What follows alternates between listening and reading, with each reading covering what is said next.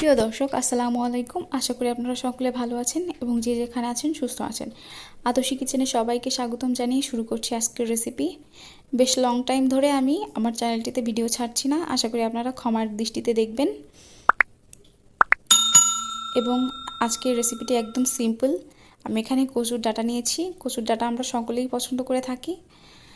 আর এটাকে প্রথমে আমি কাঁচামরিচ, কাঁচা পেঁয়াজ, লবণ দিয়ে সিদ্ধ করে নিচ্ছি। পানি দেওয়ার প্রয়োজন নেই, এটা থেকে এমনি পানি বের হয়ে আসবে আর সেই পানি দিয়েই কচুর ডাঁটাটা সিদ্ধ করে নেব।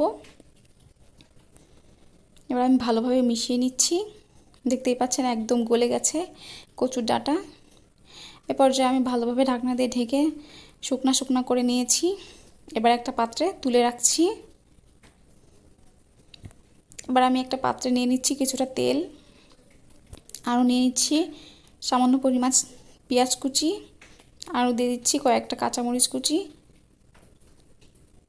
এবার দিয়ে দিচ্ছি সামান্য রসুন কুচি। এটাকে ভালোভাবে নেড়ে চেড়ে নিচ্ছি। যখন এটা নরম হয়ে আসবে তখন আমি এখানে দিয়ে দিচ্ছি কিছু রসুন শুকনা মরিচের কুচি। আপনারা চাইলে এটা স্কিপ করতে পারেন, তবে দিলে স্মেলটা খুব ভালো আসে, এই কারণে আমি এখানে শুকনা মরিচের কুচিটা দিয়েছি। আরও দিয়ে দিচ্ছি এখানে আমি আদা রসুন বাটা, আর দিয়ে দিচ্ছি হাফ চা চামচ জিরা বাটা। এবার এখানে আমি সামান্য পানি দিয়ে ভালোভাবে মশলাটাকে কষিয়ে নেব।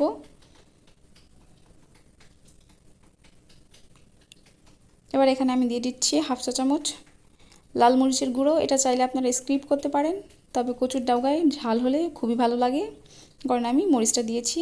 আরও দিয়ে দিচ্ছি হাফ চা চামচ হলুদের গুঁড়ো, আরও দিয়ে দিচ্ছি 1 চা চামচ লবণ। লবণের পরিমাণটা এই সময় আপনারা বুঝে শুনে দিবেন, নাহলে বেশি হয়ে যাবে, যেহেতু আগের থেকে ডাঁটাটা লবণ দিয়ে সিদ্ধ করা আছে। এরপর দিয়ে দিচ্ছি কেটে ধুয়ে পরিষ্কার করে রাখা ইলিশ মাছের মাথা ও লেজা দিয়ে ভালোভাবে মশলা দিয়ে কষিয়ে নিচ্ছি। এরপর যে আমি সামান্য পরিমাণ একটু পানি দিয়ে দিচ্ছি, কারণ মাথা আর লেজা সেদ্ধ হতে একটু সময় লাগবে। এবার আমি এটা ঢাকনা দিয়ে ঢেকে যখন এরকম তেল উঠে আসবে আর মাথা আর লেজা সিদ্ধ হয়ে যাবে, তখনই আমি এখানে তুলে রাখা কচুর ডাঁটাটা দিয়ে দিচ্ছি। দিয়ে ভালোভাবে নেড়েচেড়ে মিশিয়ে নিচ্ছি।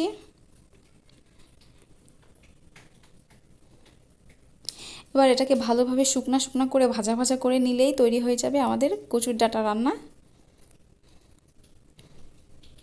অবশ্যই আপনারা একবার হলেও বাসায় রান্না করে দেখবেন, এটা টেস্ট খুবই ভালো আসে। গরম ভাতের সাথে খেতে খুবই মজা লাগে। আর অনেকেই কমপ্লেন করেন যে কচুর ডাঁটায় গলা চুলকায়। আশা করি আমার রেসিপি ফলো করলে একদমই গলা চুলকাবে না। সবাই ভালো থাকবেন, সুস্থ থাকবেন এবং আমার চ্যানেলটি সাবস্ক্রাইব করবেন। আল্লাহ হাফেজ।